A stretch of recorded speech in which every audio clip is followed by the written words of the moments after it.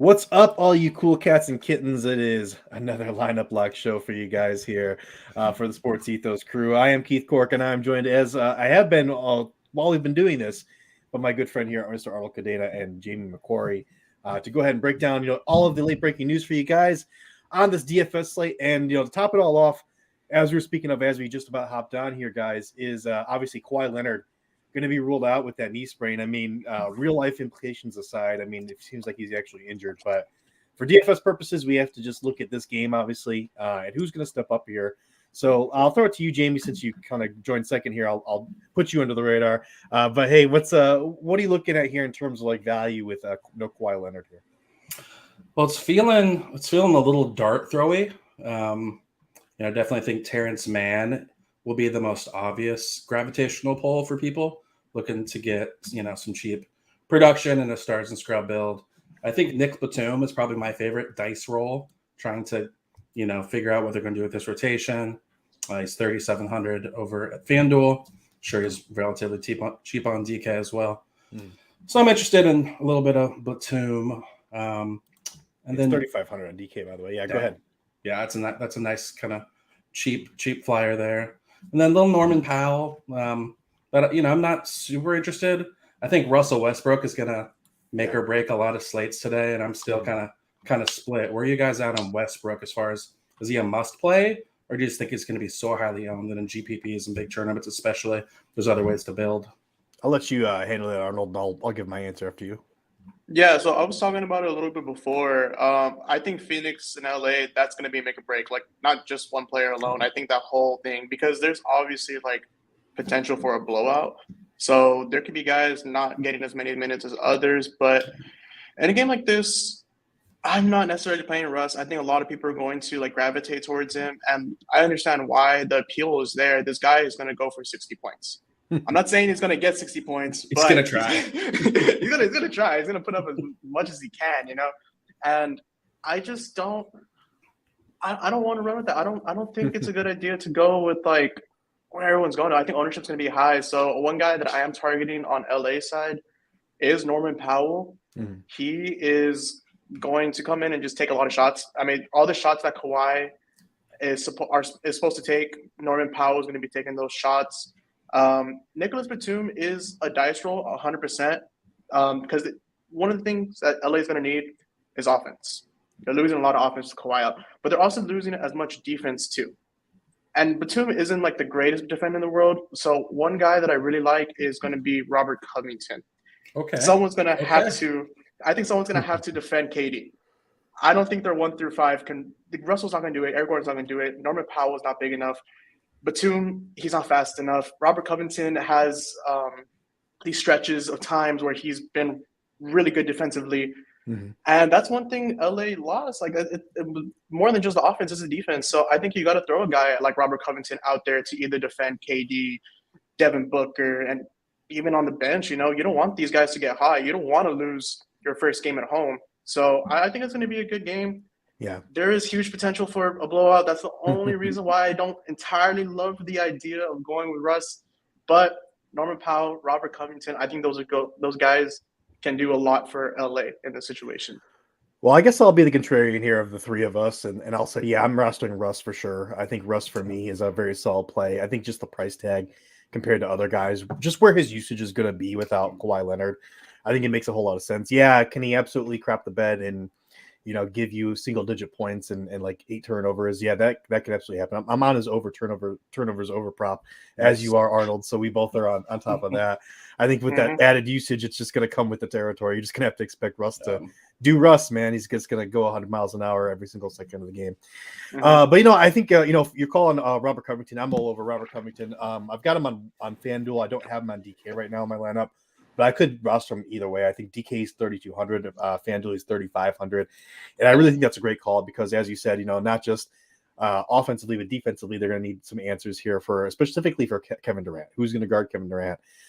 Who's going to shut him down? Because they were sticking Kawhi Leonard on him quite a lot, especially down the stretch of games. So Robert Covington's one of those guys where it's like he's either out of the rotation or he's getting like 32 minutes, and so I think this is one of those 32-minute games. And at that price tag, I mean, it's really hard for me to look away. He's another guy, though, that he can get 32 minutes and not necessarily produce a whole lot of fantasy points, but he also has a really high ceiling. So he's a very feast or famine type of player. Obviously shoots a lot of threes, blocks and steals, which are really high variance stats. He gets a lot of those. So, he could potentially be looking at a 4 block or 2 block, 4 steal, 3 3-pointer game, which is just money, absolute money. Or he could be looking at a 1 for 8 3-point shooting with maybe a block and a steal. It's like that's kind of what you're looking at as far as ceiling and floor here. But I do love that call. I think some of the guys that you guys might be haven't mentioned yet that I think are really on my radar here. Eric Gordon at 4,600 on DK. I mean, as you said, Arnold, they're going to need someone to score without Kawhi there. Russell Westbrook's going to have a lot of shots, but they're going to need more than just Russell Westbrook to step up. So Eric Gordon, he's 4,400 on FanDuel.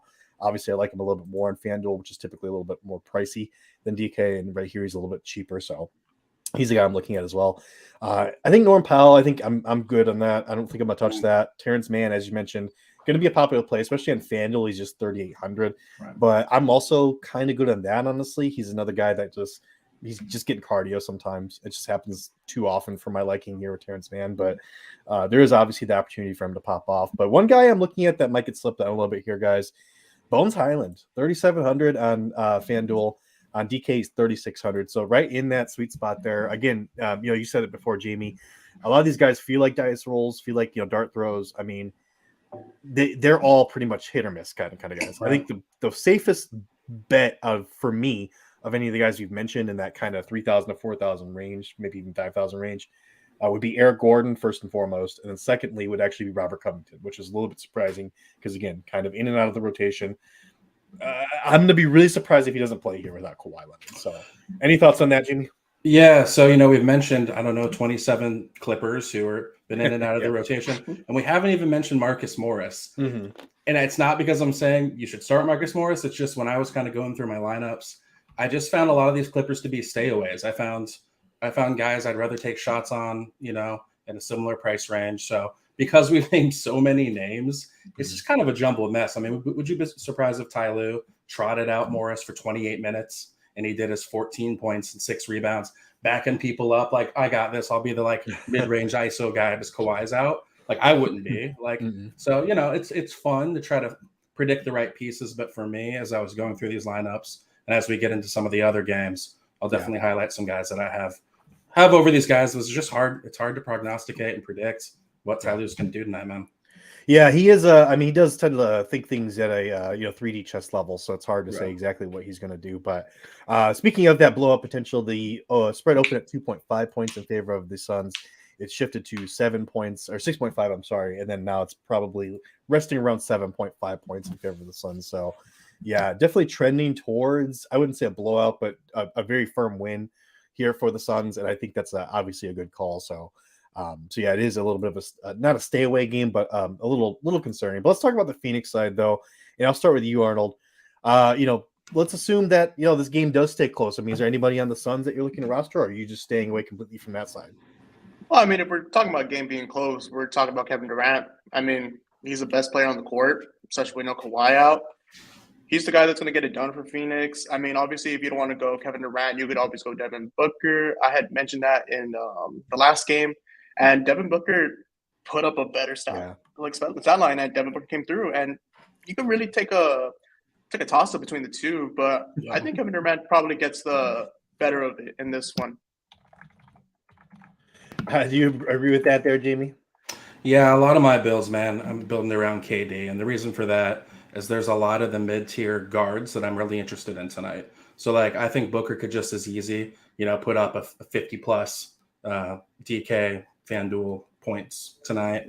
But there's just a lot of the mid-tier guards. So, building around KD, that forward spot, I just really likes the way stuff kind of shook out. So, he's probably my number one building block and the only player I'll have above 10,000 in my lineups. That's fair enough. And this is still a playoff game, guys. So I wouldn't just straight fade the Suns. I do like Devin Booker probably most of all those guys. 8,800 seems like a fair price to me. But yeah, there are other games and guys I'm looking at. So let's just go ahead and move on. Let's just talk about the first game of the night now. The Philadelphia 76ers and the Brooklyn Nets. Obviously, Sixers are favored in this game. It's got to be pretty well favored. 4.5 point favorites. I think they opened at 2.5 point favorites or 1.5. I can't remember which one it was, but open as slight favorites. They're trending towards a I would say medium-sized favorite. Obviously, I think Marlon and I were talking before he came out here, but we do feel like the Nets are kind of going to keep this thing close, and I think Arnold, you might even think they might win this one. So talk to me about that Nets, man. You're loading up on them. Yeah, I'm loading up on the Nets. I mean, so here's my thought process in it. If Phoenix and LA they're ended up being like a blown out there and everything, a lot of people are going to lose like a lot of contests because of that. So right now I'm trending towards Nets and the Nets in the Philadelphia game. A couple guys that I really like, just to start off with, James Harden.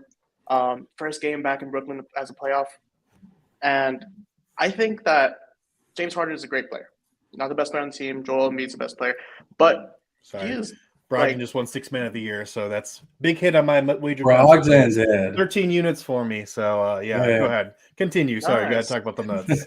That's a dub. That's a dub. So Harden's been kind of off lately, and the last 2 games he hasn't really been able to be as aggressive as he wants to be.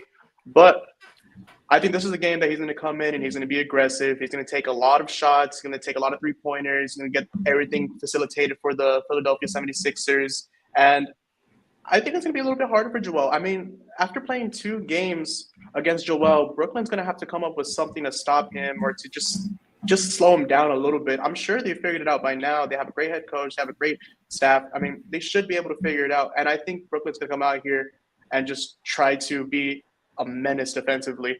So to kind of segue towards the next part of it, I really like Mikal Bridges. Now, Mikal's a really good offensive player, and he has a lot of great defensive capabilities.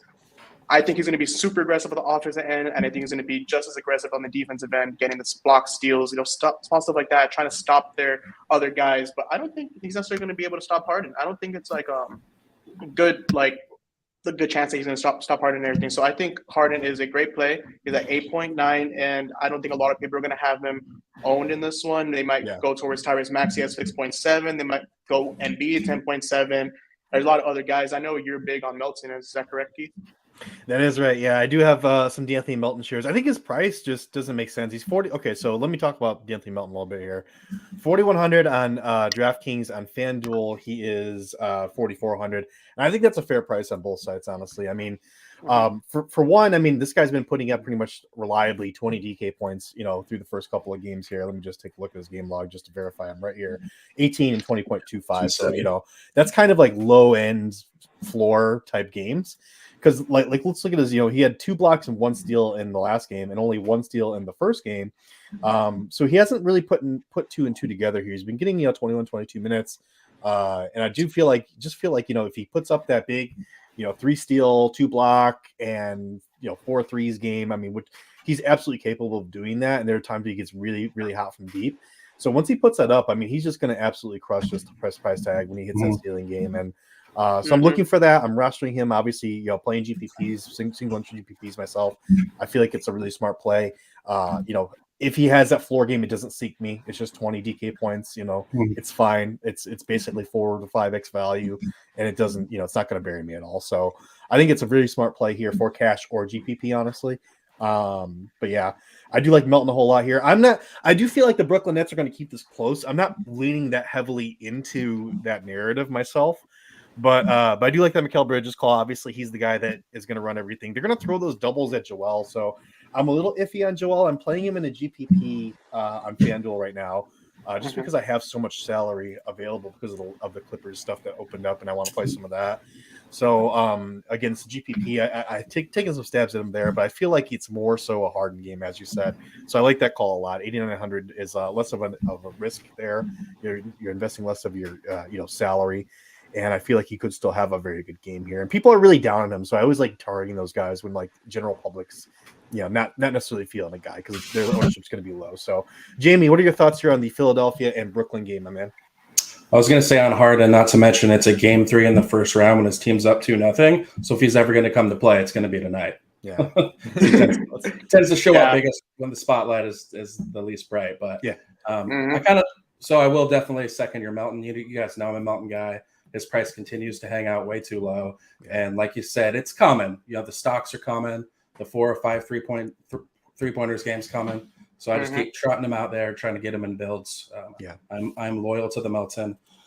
and I do lean a little bit more towards what Arnold's saying. I think we all think this is going to be a fairly competitive game. I like the Nets to come out at home, play really loose. And for that reason, I'm getting to some of their pieces. I actually like Spencer Dinwiddie quite a bit. On FanDuel is 6,900. And, he's been running that yapper a little bit, talking about, last year his team was down 0-2 and he played for the Mavericks and they ended up rolling the Suns. So hopefully he'll back it up with some production. But at 6,900, I just love getting him in there. I'm also going to keep rolling with Tyrese Maxey. If his price is going to be 7,100 like it is on FanDuel, what I like about the offense here in the playoffs is the Nets are just selling out to stop Harden, and Tyrese Maxey is taking full advantage with that speed. He's playing really well off the double teams, and I don't see that changing just because it switches to Brooklyn. And I'm definitely going to get to some Cam Johnson. He has to be, as far as offensively, he's a second or third option. And I forget how many threes he put up. I think it must have been it was double digits the other day. He was plus 40 DK FanDuel points. So Cam Johnson at 6,300. He's not a must, but I ended up getting into him in my favorite build. And I felt pretty good about that. So let me ask you guys this. I mean, if we're going to switch up something in this game, right, is it going to be somebody entering the rotation that hasn't previously been in the rotation, or is it going to be maybe shifting minutes here or there? Like, Arnold, do you think that maybe the Nets play Seth Curry more? Because he's still a guy I'm looking at here, 3,500 on DraftKings and on but if I can get to him, I can't get to him, of course, because I'm stupid.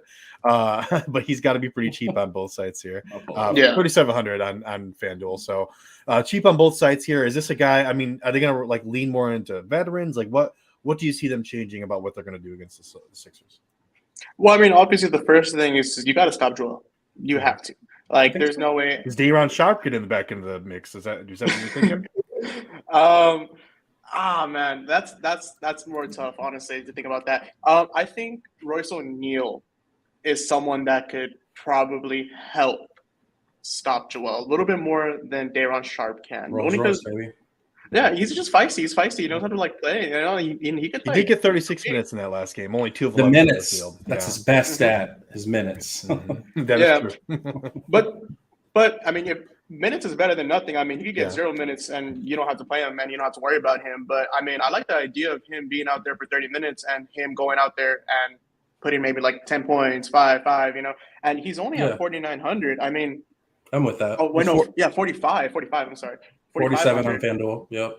Yeah, I mean, that's cheap. You got to go with these guys that are cheap. And I think he's a good play. I think Seth Curry's a really good play because the bench is still looking for that score. And Seth Curry is the only guy really taking shots. I mean, Joe Harris isn't taking a lot of shots realistically. Yeah. I mean, maybe they try to get him going with the 3-point shooting.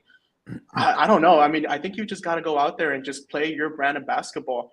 I mean, Brooklyn's in the playoffs for a reason. And I mean, most of the reason was because of Kevin Durant and James Harden. But I mean, even towards the end of the season, you got to admit, Brooklyn was a good team. They were able to keep their seed and they're a playoff team contending just as well as anybody else. And they're going to go out there and compete. So I think you got to take your shots and you have to do something different. And I think one thing, it has to be just a 3-point shooting. I think Royce helps with the spread of the offense, and then Seth can definitely go in and just score a lot of points. I mean, we've seen it done before and everything. I do like Seth, and I do have him in a couple.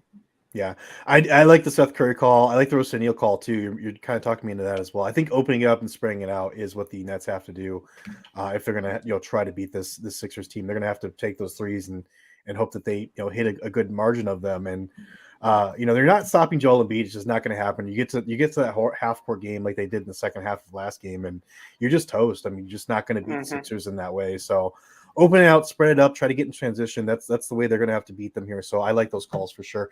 All right, let's move on to the last game here. We got about maybe 11 minutes or so to lock. Obviously, the big game of the night that everyone's going to be interested in watching. Interesting one for sure. We have the Sacramento Kings and the Golden State Warriors. And I know, Jamie, you had mentioned before, we've got some injury news that we're just kind of still waiting on a little bit. We're probably not going to get any answers here before we end this show, but you'll have to just keep looking at this as the time goes on. But we have Wiggins questionable, we have Jordan Poole questionable, and we also have Gary Payton II questionable. for the Golden State Warriors. So those are some big names, and obviously Draymond Green is out with the suspension, so that's the big headliner. Don't want to bury the lead there, but that is the big thing that's going on in this game. The Kings are all healthy, so nothing to worry about there. But Jamie, talk to me, man. I mean, you said I think we're all in agreement here, but they're probably all playing all those questionable guys, right? Yeah, man. I think everyone's questionables. They're going to try it out there. I think Wiggins, he's got to play. I love Wiggins tonight, 6,400. Hopefully, the fact that he's a GTD is going to keep his ownership lower than it would be. Some casuals or folks who just don't have time to be last second on their phone trying to get dudes in or out. So hopefully his ownership stays at bay. I expect Jordan Poole to play. I'm not messing around with Poole anymore. He's 5,600, which is very reasonable for the type of ceiling game he can have. But he just doesn't look right, and I don't know why Draymond not being on the court, other than maybe fear, would have any effect on Jordan Poole's play. I do have some interest in GP too, because they play him in that kind of dunker spot role. So I'm trying to think, like, what are they going to do without Draymond, stylistically, schematically, on offense? I think Kuminga's rostership's going to be through the roof. Right. That doesn't mean I'm not tempted. At 3,900, I'm certainly tempted. But I kind of liked getting GP2 in there, because I think his minutes are going to be high. He can get you the stocks, knock down some threes. So I think he functionally is going to be the closest thing to Draymond as far as how the Warriors are going to do their thing. So that's the Warriors side. As far as Curry, I didn't get to a lot of Curry. It's not a fade by any means, but I think his rostership's going to be incredibly high, and his production's been kind of mid, especially for how much you got to fork over to get him. So yeah. Where are you guys at on any of that on King's side? Just because you said that, it just popped in my brain. I'm gonna jump here, Arnold, and just answer. For me, I am rostering Curry. I think the thing that appeals to me is that the war in the whole big picture, Warriors complaining about the refs thing, absurd, absolutely absurd. Give the Kings their flowers. Warriors fans, just chill the F out. Come on, no more asterisk talk. People just tuned out. There are obviously some Warriors fans watching, so good. Go away. No, I mean, okay, but here, let me go ahead and bring you back, because the Warriors have gotten, I wouldn't say an unfair whistle, but not a kind whistle for them. The way that they play basketball, those brush screens are getting called.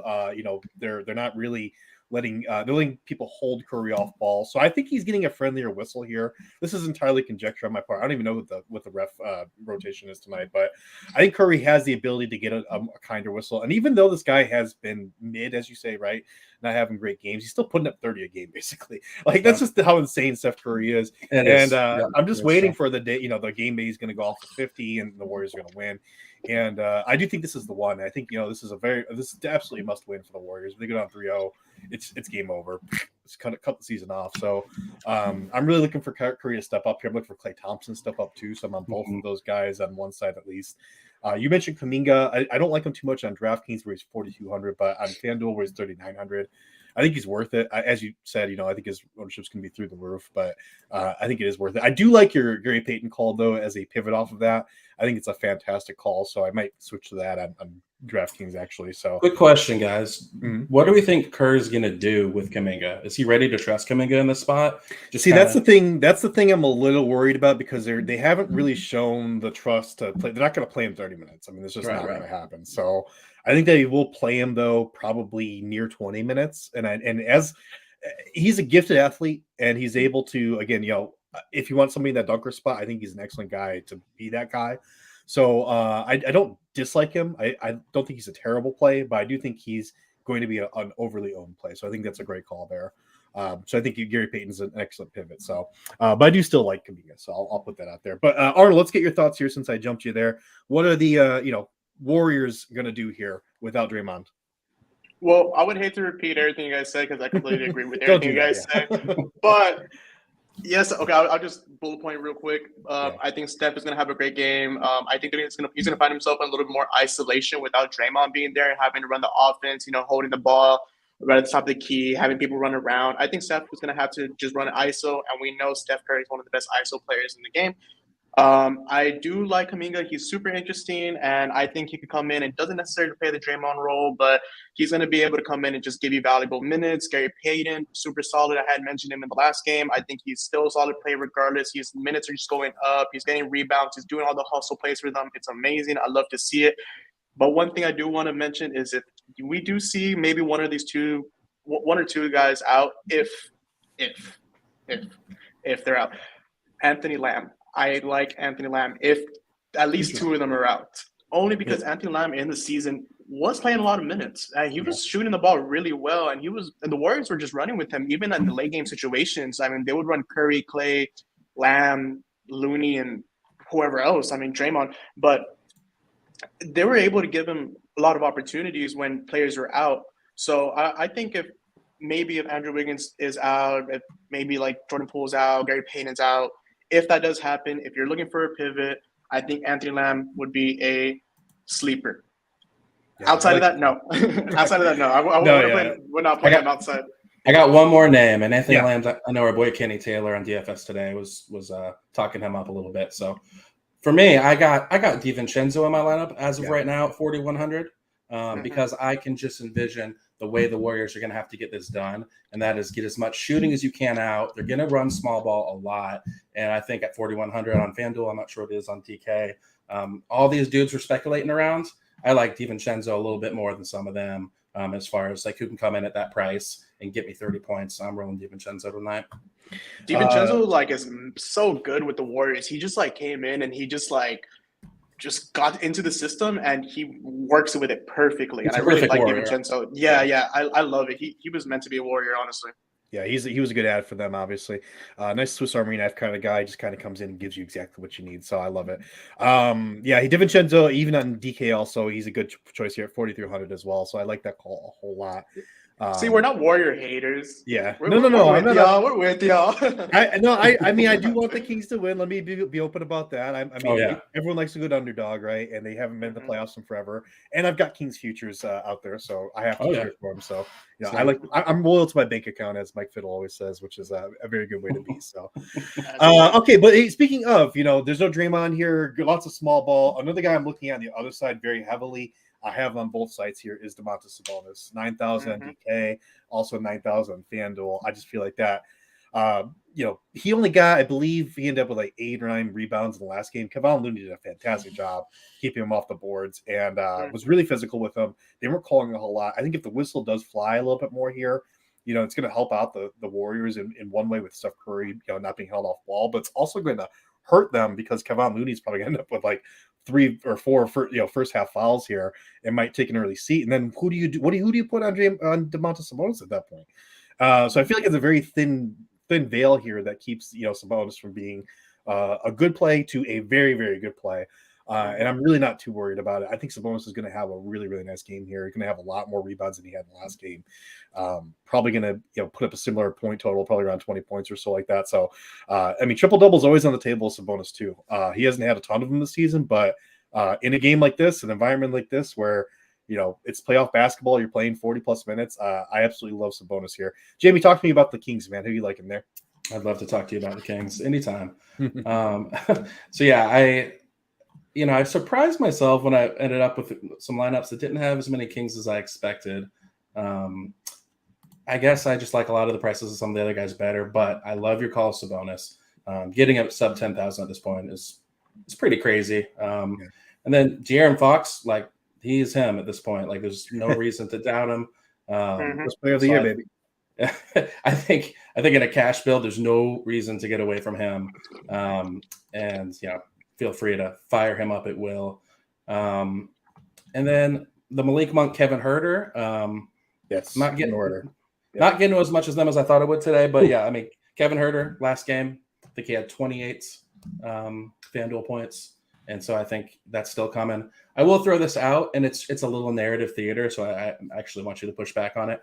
I tend to lean towards, especially if the game script I'm predicting is going that way, then I tend to lean towards the home role players if there's a similar projection for minutes and usage, because in playoffs historically, the home role players just tend to pop off at home. And so that kind of creeps in a little bit when I'm needing to make these decisions and gets, some herders flipped out for game 3. You guys do any of that narrative theater when you're thinking about role players specifically? I do like that theory. I haven't thought about it too much. I'll have to think about it some more. But quickly, about 30 seconds here, Arnold, go ahead and hit me with your top Kings plays before lock here real quick. Yeah, I was about to say we have about 30 seconds left and everything. And yes, I do think about the narratives all the time. So I think Garrett Fox is great, but I'm with Keith. Sabonis, the crazy thing is that Sabonis isn't even like 100% in. Like you haven't even seen 100% Sabonis. Like this guy hasn't even put up like a double-digit assist game yet. Like this guy is capable of doing so many things on the court. And with Draymond out, I think it's going to open up the opportunity for him to score more, for him to pass more, get those assists, get the rebounds, and I think it's just a wonderful play. So I do have Domantas Sabonis locked. Sabonis is that guy. I did have Porter and also a little bit of Harrison Barnes as well. I think for me, Barnes. Just kind of the role players. I think home role players. That's an interesting angle to take, and I think in this case, you talk about the Warriors home role players, which I do have to believe that they're going to have good games here because they have to. I mean, especially down 2-0. I think that plays a factor into it as well. It's just where the series stands at, but just a tiebreaker, like a lineup tiebreaker. But I do think Horter. I think Horter for me is that dude. He is that dude that I'm going to go with Sabonis as well. I'm pairing those guys because Horter's getting those shots. He hasn't had a really good shooting game yet. And during the season, he had a lot of shooting games where he was absolutely crushing it and like really effective and efficient. So I'm waiting for a game like that. Again, I'm playing like ceiling guys here. It feels like a lot of times. So, all right, we are past lock now. Let's go ahead and take a look, see if we can get you guys some ownership info here. If I can get this to work. Come on now. If you guys see anything, go ahead and feel free to jump in and let me know what you're seeing. I hope this is a glitch or something, but James Harden is 6% owned in mine. 60, you said? 6. Oh, 6. That's good. Yeah. Okay. That makes sense, though. That makes sense to me, honestly. It really does. Yeah. I have 25 for Mikal, 5 for Milton, 4 for Curry, 5 for Seth Curry. Seth Yeah, Curry. yeah, 5. Okay. Yeah, Seth Curry, 4. Wow, 5 for Melton. Yeah, 8.9 for Melton for me in my GPP here on FanDuel, and I just feel like that's too low. I mean, I think people are gravitating towards Eric Gordon and who was it, Gary Payton? Maybe Gary Payton's gonna be more highly owned than we think, so that might indicate that. I don't know. There's other shooting guards, obviously, maybe Hoarders out there too. That people are just gravitating towards that are similarly priced somewhat. So that kind of surprises me that I expected Melton to have a little bit more. The only other guy I have here for you guys is Joel Embiid at 20%, which I like that. I mean, I think that's lower owned than I thought it would be. I thought he'd be more like 30% or so. So wasn't Embiid like 20% like two days ago too? He's got Well, I think if we're projecting this to be a close game, as we've been talking about with the Nets, I mean, that's going to keep Embiid on the floor, and again, he's going to hit more towards the ceiling than his floor, and he's one of those guys that can break the slate. So I'm hoping that works out for me at FanDuel. But anything you're seeing out there, Jamie? So the 3 guys that I was kind of talking up coming out of this first game, my boy Dinwiddie, 31%. So I don't know if I'm disappointed in that, but it is what it is. It's not crazy. Maxey under 20% is nice, 18.9. That's nice. And then Cam Johnson, people are on him, 42%. So and that's that's the big 300K, 100,000 at first, the clutch shot in FanDuel. So that's like the big, big GPP there. When you hit that, you're going to have to get us a better producer here so we can really get this show to the next level. I'm excited. We're good. You guys are good. Thank you guys for listening. I didn't have time to mention it, but do please like and subscribe if you haven't already. Definitely subscribe. Definitely hit the like here so we can just reach more ears and eyes. Yeah, just go ahead and hit it for us. Obviously, you can see all of our Twitter handles here. Arnold's doing amazing work on Twitter, as I was saying before we got on with the threads, and also Jamie doing the threads for Thrive Fantasy. Arnold's doing Prize Picks. So if you guys want some free content out there for that kind of thing, just go give us a follow, man. I know Arnold's crushing it. Jamie joined a little later, so I didn't have a chance to ask him about his record, but I'm sure that as smart as Jamie is, he's crushing it as well. So please do follow those guys on Twitter. And hey, we'll see you guys for the next slate, huh? Yeah, let's do it. Go get that money. It's going to be fun. I want to say, hey, Grandma. There you go. Hey, Grandma's got some ball and artwork there. Grandma made that artwork right there. She remembers when the Sonics won the title in 79, so just bring them back. All right, go get that money, everybody. Take care. Peace.